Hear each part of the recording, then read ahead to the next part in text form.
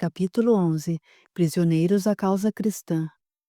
Os prisioneiros cristãos eram conduzidos para o templo que havia sido preparado para o martírio do apóstolo. Lá chegando, encontraram um agrupamento que havia se formado diante do templo. Eram convertidos que, ao saberem das prisões, pararam seus afazeres para tentarem reconhecer os pregadores. Do meio da multidão ouviu-se uma voz juvenil. Prenderam Bartolomeu e seus seguidores. A Hamade, ouvindo os gritos inflamados, temendo alguma represália, apressou-se em ordenar agressivamente aos seus homens: Vamos adiante, apressem o passo, senão eu mesmo arrancarei suas peles. Assim que cruzarmos os portões, dispersem essa casta de miseráveis, se for preciso, à força bruta. Os prisioneiros foram jogados em uma cela úmida, onde já se encontravam mais 10 homens, bandidos e marginais que seriam levados como escravos para outras regiões ou executados em breve. Tarquínios e Marcelos ainda conservavam um pouco das forças em seus corpos alquebrados. Bartolomeu sentiu impiedosamente os golpes dos açoites. Diante disso, os dois amigos escolheram um lugar no canto da cela e, com muita dificuldade, o acomodaram como puderam. De pronto, um homem de idade avançada se aproximou. Quereis ajuda? Vejo que estáis com problemas. O inesperado colaborador auxiliou-os com presteza, tentando, apesar de todas as limitações do lugar, oferecer um pouco de conforto ao apóstolo. Como é teu nome? Perguntou Tarquínios. Sou Eusébio. Eu vos conheço, também sou cristão, e muitas foram as ocasiões que, em minhas viagens, pude ter o presente de ouvir vossas pregações. Nesse momento, o apóstolo olhou com carinho e o saudou. Que Jesus te abençoe. Como vieste parar aqui? Trabalhei junto com Simão Pedro na fundação de uma casa cristã em Jerusalém. Pedro seguiu em direção a Roma. Soube que lá foi preso e a esta altura já deve estar morto. Quanto a mim, um dia estávamos em oração e recebemos a visita de uns soldados a mando do Sinédrio. Tudo foi destruído. Temendo a morte, fugi para esta região para encontrar André. Fui capturado em virtude da forte campanha iniciada contra o cristianismo nessas paragens. Infelizmente, os nomes dos apóstolos transformaram-se em sinônimo de perseguição. O relato de Eusébio tocou profundamente os corações. Percebendo a angústia que havia tomado conta dos amigos, ele prosseguiu: Perdoem-me, creio que não sabiam da situação de Pedro. Dizem que ele foi submetido a um sacrifício extremo. Nossos mensageiros ainda não conseguiram enviar a notícia para todas as igrejas.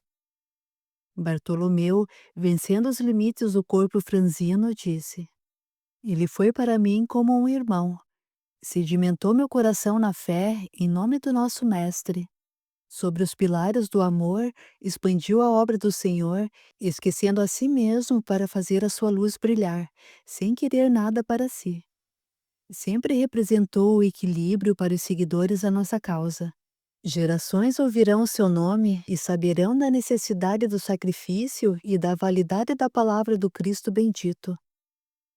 Com os olhos umedecidos, olhou ao seu redor e percebeu que todos os prisioneiros haviam se aproximado para ouvi-lo. Um homem, com o rosto marcado pela vida, perguntou-lhe: Falaste de Jesus? Aquele mesmo homem que foi crucificado entre os ladrões? Sim, meu amigo, falo de Jesus de Nazaré, aquele que libertou as mentes e os corações da humanidade e que ofereceu às nossas almas um império de amor e justiça. Escutei muitas histórias sobre a coragem que os cristãos têm demonstrado em nome do amor a esse Jesus. Sei que carrego marcas em minha vida, mas, por misericórdia, responda-me: não tens medo de morrer? Não, não tenho medo da morte, mas tenho medo de não ter cumprido o meu dever de apóstolo do Senhor. As demonstrações de amor a Jesus são as confirmações de uma fé redentora, sábia e onipresente nas criaturas que conheceram o seu amor e a sua boa nova. Esta mesma fé atuará na transformação daqueles que ainda permanecem vinculados ao egoísmo, famintos pelo poder. Um dia, o Consolador há de dizimar todas as iniquidades do mundo. Nesse momento, o cárcere foi envolvido por uma serenidade que reconfortava todos os prisioneiros.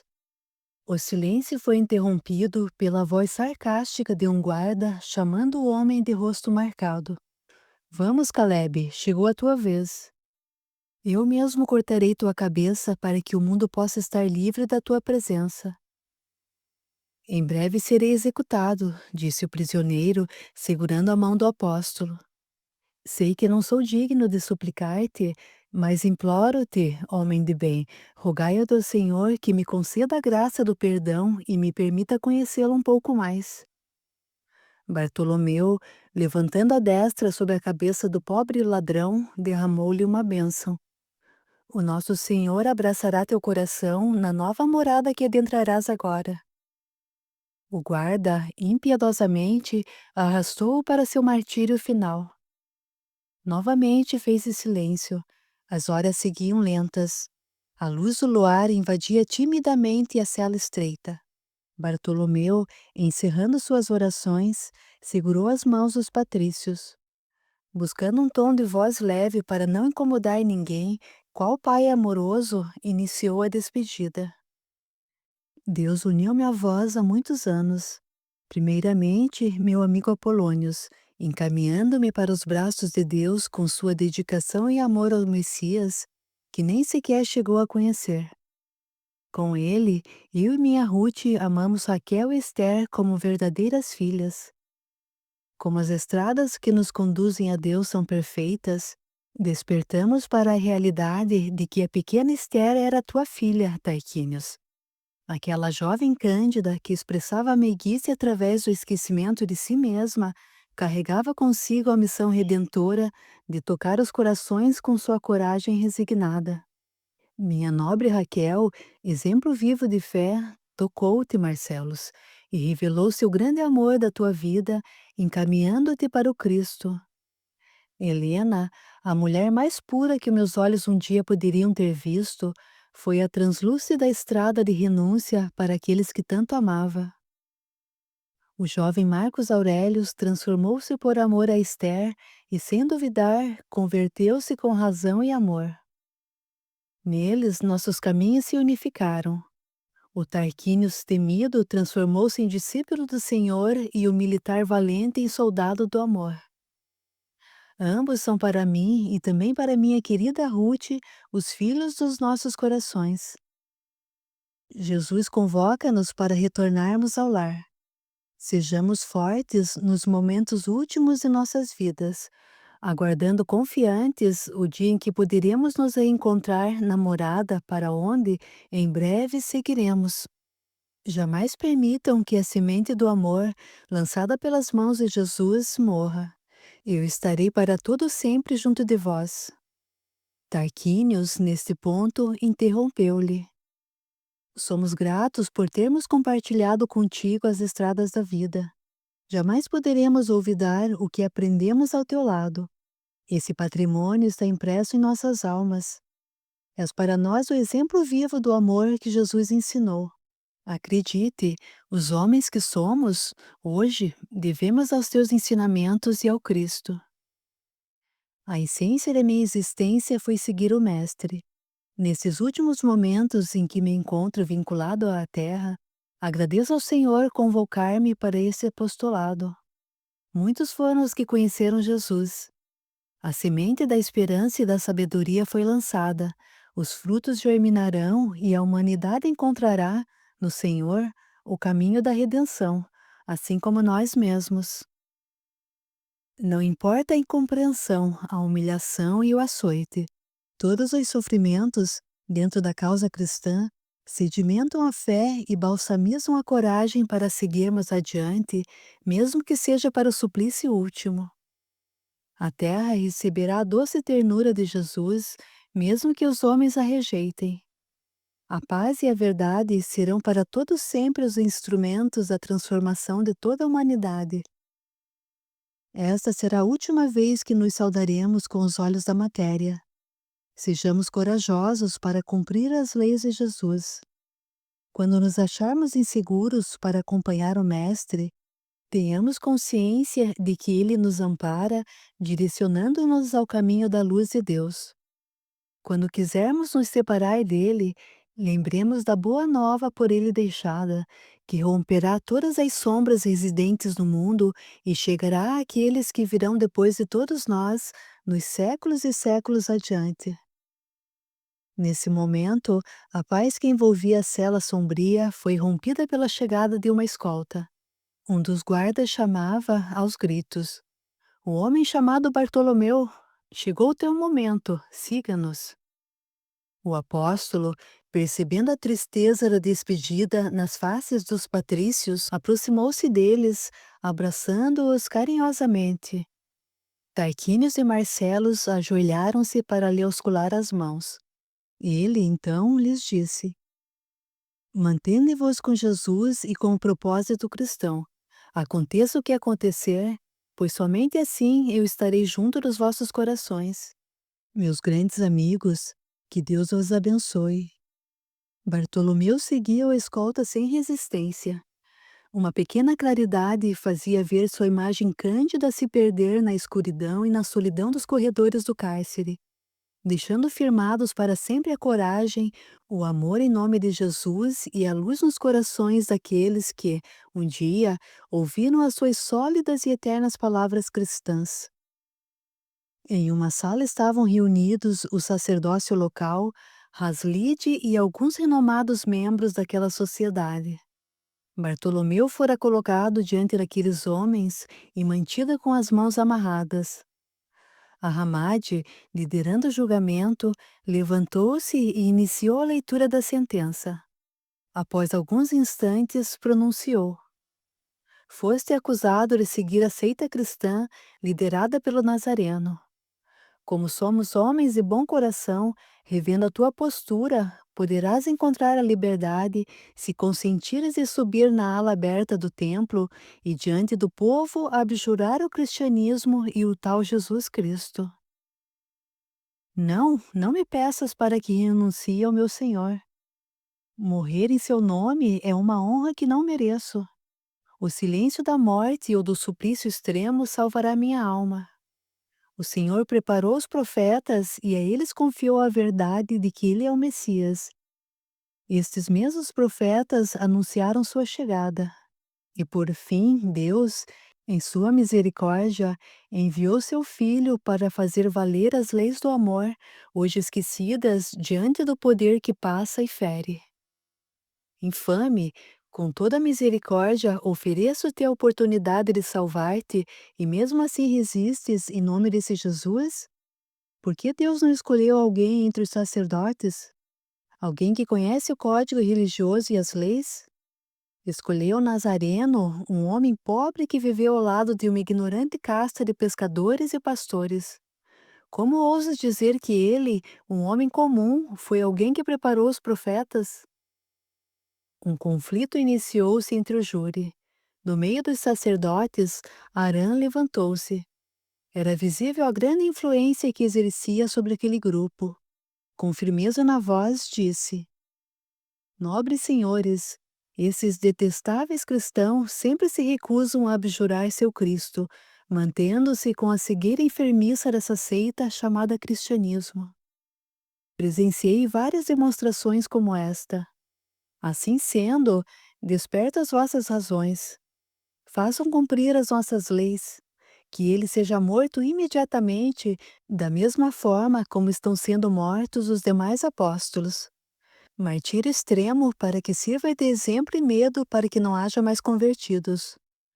"O que sugeres?" perguntou a Hamad. "Sugiro que ele chegue ao sacrifício da dor extrema, ou melhor, à cruz, como seu mestre Nazareno. Aceito o martírio baseado em vossas leis, mas não me tragam o suplício da cruz." "Não me comparem com o nosso mestre", disse o apóstolo.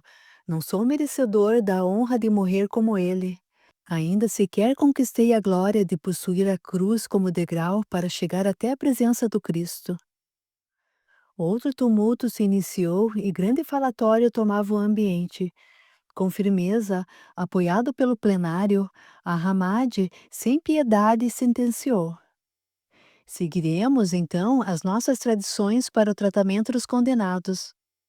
Apliquemos as penas esfolamento, esquartejamento, decapitação e, após a execução, deixaremos seus despojos expostos nas ruas da cidade para que ninguém mais ouse converter-se a esta insensatez. Aceito com resignação o martírio. Podem arrancar minha pele, porém jamais arrancarão do meu coração a fé no meu Senhor Jesus Cristo. O amor é próprio e único.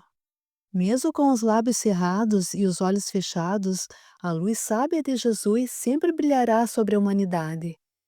Creio no Senhor que proclamou as bênçãos de um reino de amor puro e verdadeiro, que ensinou humildemente a grandeza de Deus, que doou a vida para que um dia as filosofias pudessem trazer a claridade ao espírito. Muitos veem sem enxergar, muitos escutam sem ouvir e tantos falam sem dizer. Mas o amor em nome de Deus deve estar livre do querer pessoal. Deve haver renúncia e desprendimento para, enfim, podermos afirmar que há representantes de Deus sobre a terra. O seu único e verdadeiro representante foi e será sempre o nosso Mestre Jesus Cristo, mesmo que muitos o reneguem. Ele vencerá o egoísmo humano e estará para todo sempre no coração de cada um de nós. Infame, disse a Hamad, tendo a oportunidade da misericórdia, como ousas permanecer com essas ideias infundadas de que esse filho de carpinteiro é superior aos representantes sacerdotais presentes? Como tens coragem de dizer que ele é o único e verdadeiro representante de Deus? Um marginal jamais poderá ser um rei, como querem e defendem os cristãos.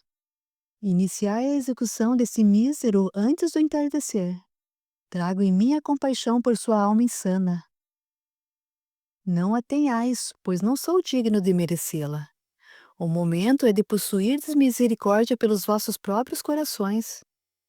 Eu encontrei o caminho da verdade através do Mestre Jesus. Agora vou buscar a paz na libertação da minha alma. Chorai, homens, pois maior que a sentença da morte é ser sentenciado pela própria vida no exercício sanguinário sobre as criaturas inocentes, filhas de Deus.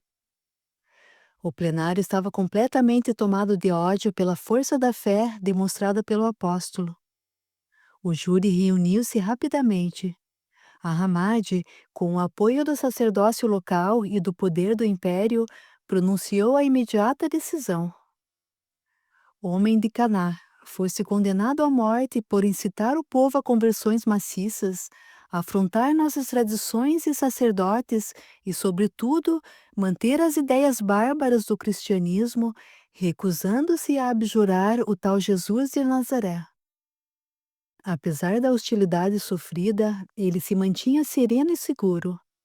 Olhando para os presentes, deitava sobre eles o amor e a paz apostólica conquistada nos anos de dedicação a Jesus. Antes de o levarem para a sala de execução, rogou a bênção celeste sobre aqueles corações endurecidos. Senhor, abençoai estes filhos de Deus temporariamente afastados do ideal cristão. Em tuas mãos entrego o meu espírito e o desses homens que fecharam as portas da vida corpórea para mim. Os guardas aproximaram-se e encaminharam o inocente ao seu martírio, acompanhados por outros membros do tribunal que o seguiram para assistir à execução. Chegando à sala fria, um carrasco preparava-se para seu trabalho. Escolhendo a espada, colocou-se à sua frente, ordenando que ele se ajoelhasse. O homem rude sentiu-se perturbado com a paz que ele expressava com sua atitude resignada. Por instantes, estagnou, fitando profundamente os olhos do inocente. A espada por ele empunhada estava trêmula e o suor começava a lhe orvalhar a testa. O apóstolo, com o carinho que lhe era característico, sem desespero, emitiu, sereno, a frase decisiva para o algoz: Filho de Deus, tende força e não hesite. Cumpre a lei até o último instante. De joelhos, sentiu o golpe da lâmina fria sobre a garganta, separando quase totalmente a cabeça nevada do corpo alquebrado. No plano invisível, ele se livrava das agonias físicas, percebendo a figura amada de Apolônios, que emitia uma luz profunda e calma a lhe envolver e transmitir alívio imediato. Amigo meu, vem, as tuas lutas corpóreas estão temporariamente vencidas. Os tormentos do corpo não te servem mais. Demonstraste a grandiosidade de teu coração, entregando a tua existência em nome do Mestre.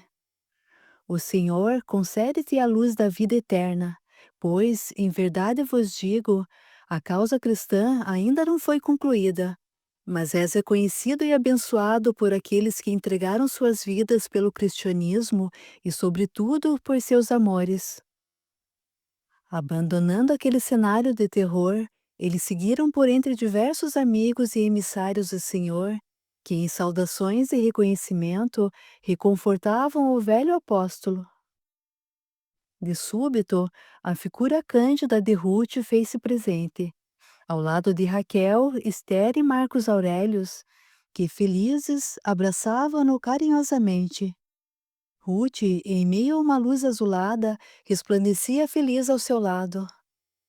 Banhados pelo amor de Jesus, eles se desprendiam da terra, deixando no chão o exemplo do amor apostólico e levando em seus corações o misericordioso perfume de coragem advindo da fonte eterna chamada Jesus de Nazaré.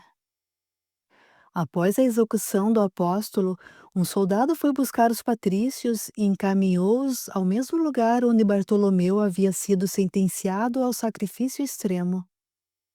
Ahamad iniciou os trabalhos lendo todas as absurdas e abusivas acusações.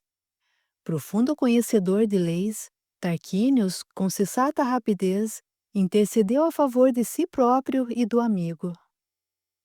Senhores, conscientes da situação em que nos encontramos, afirmo que não será lícito a esse governo prosseguir com o julgamento de cidadãos romanos, mesmo que convertidos ao cristianismo, sob as leis vigentes nesta região, leis estas que são diferentes das definidas por Roma.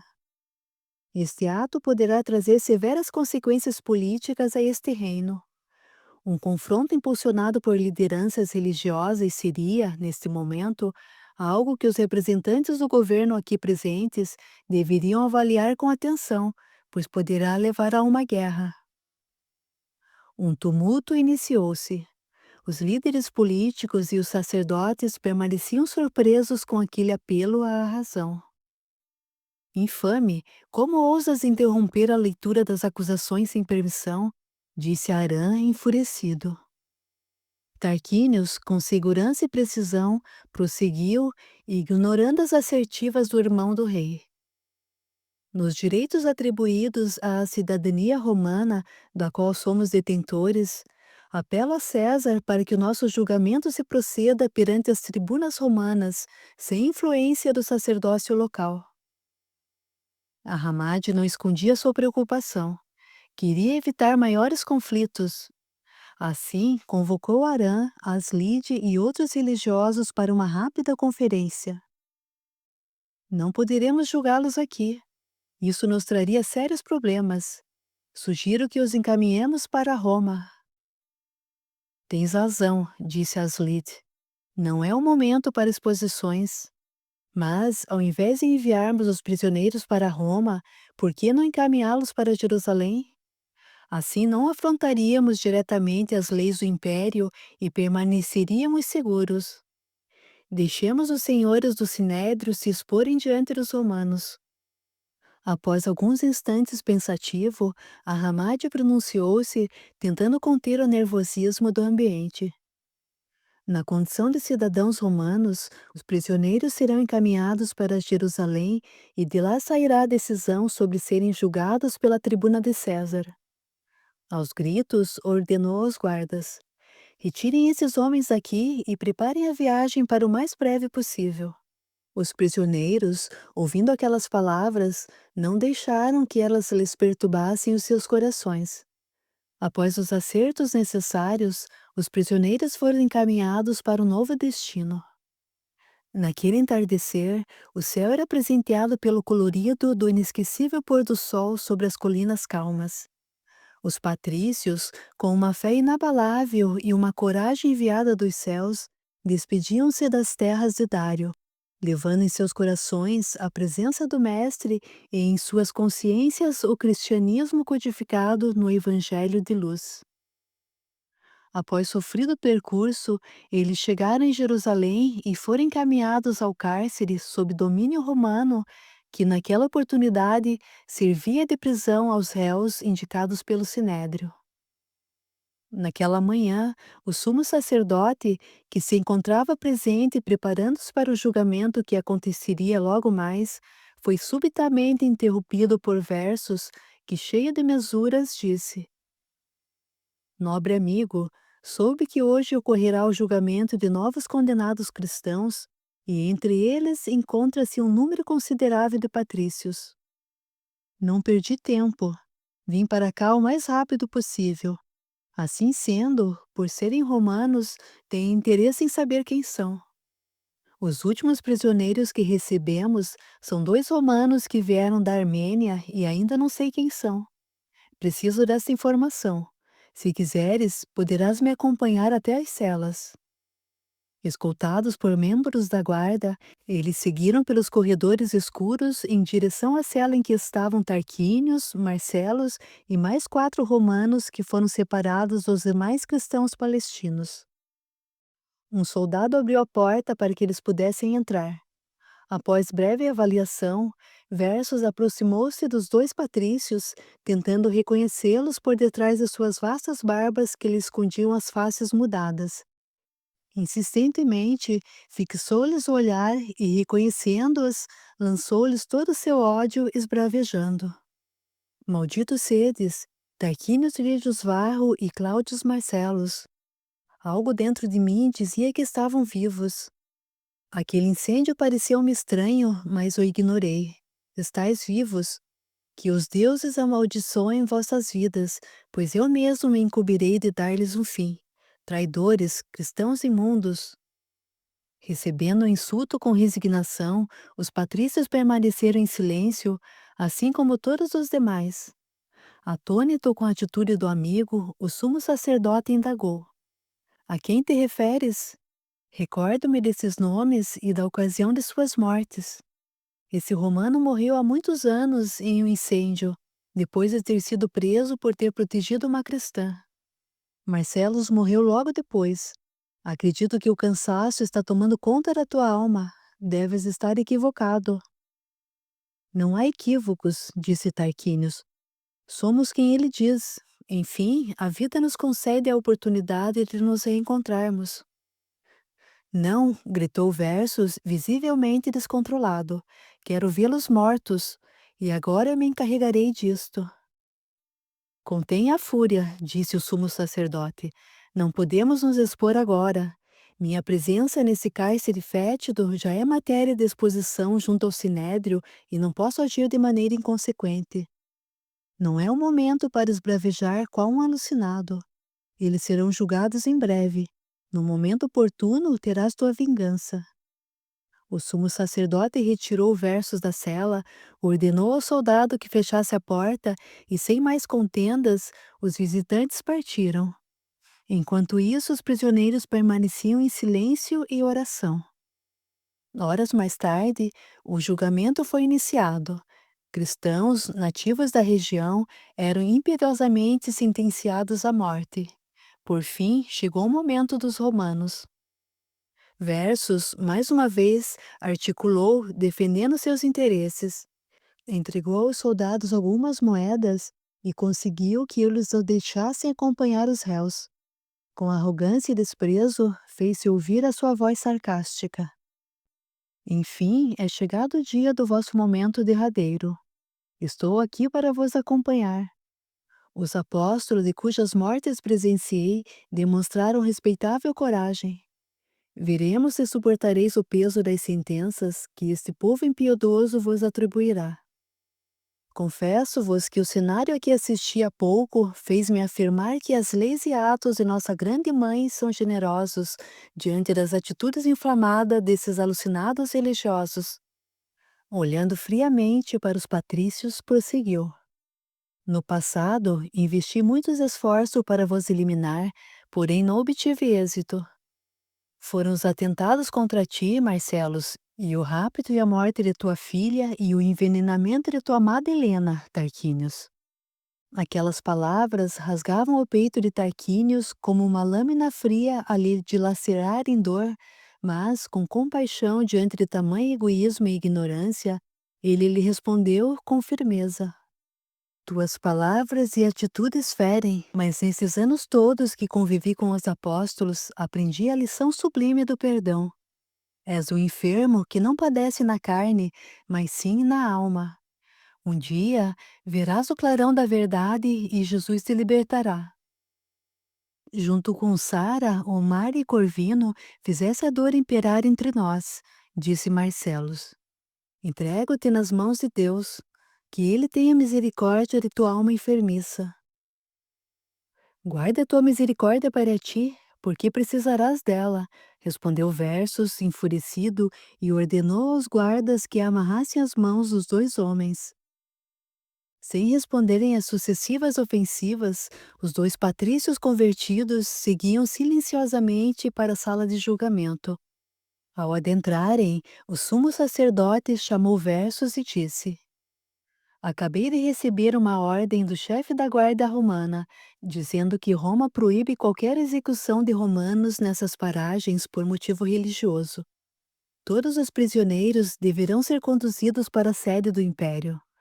Estou suspendendo o julgamento desses homens, que deverão partir agora mesmo. Versos não dissimulava sua ira.